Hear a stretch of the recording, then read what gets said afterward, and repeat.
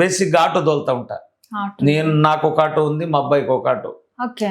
అయితే దాని మీద కూడా రాముడే నా దైవం అనే ట్యాగ్ ఉంటుంది.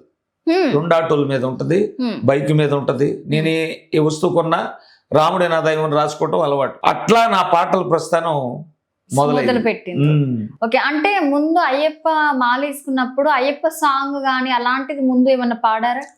ఒక్కసారి. అయ్యప్ప స్వామి చాలా పాటలు ఉన్నాయమ్మా. అందులో మీకు బాగా నచ్చిందైనా, అంటే ఎక్కువగా ప్రతి ఒక్కరికి ఆ సాంగ్ ని ఓన్ చేసుకునేది ఆ సాంగ్ ఏంటి? అది అయితే మా మణికంఠ అని మా అబ్బాయి పాటలు రాస్తాడు. ఆ అబ్బాయి రాసినవి ఇప్పుడు వరకు నేను పాడుతుంది మా ఛానల్లో అన్ని. ఓకే. అయితే నా జీవితం 0 నుంచి మొదలైంది. అప్పుడు మా అమ్మ నాన్నకి ఏం లేదు, వాళ్ళు నాకు ఇచ్చింది లేదు, నేను వీళ్ళకి ఇచ్చింది లేదు. ఈ ఆటో తోలుతా మాలేసుకున్న కాడి నుంచి కొంచెం కొంచెం ఇంప్రూవ్ అవుతా వస్తున్నా. దీన్ని జ్ఞాపకం పెట్టుకోవాలని మా బాబు ఒక పాట రాశాడు అయ్యప్ప స్వామి మీద.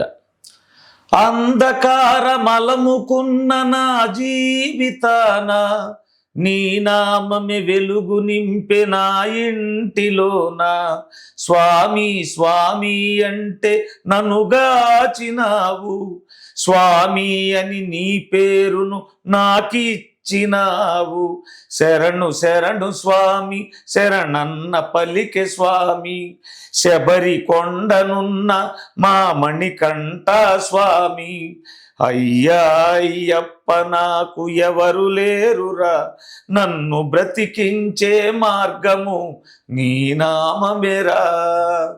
ఈ పాట అంటే మణికంఠ స్వామి అంటే మీ అబ్బాయి పేరు మణికంఠనా? అవునండి. ఎందుకంటే నేను పెళ్లి కాక ముందు నుంచి మాల వేస్తున్నా. ఇక ఆ స్వామి అయ్యప్ప స్వామి అంటే నాకు బాగా ఇష్టం. ఓకే. ఇక తర్వాత నాకు పెళ్లి అయిన తర్వాత అబ్బాయి పుడితే అబ్బాయి పేరు కూడా మణికంఠ అని పెట్టుకున్నా. ఓకే. అంటే మణికంఠ మీ అబ్బాయి పేరు, స్వామి మీ దాంట్లో ఉంది కాబట్టి ఆ విధంగా రాశారు.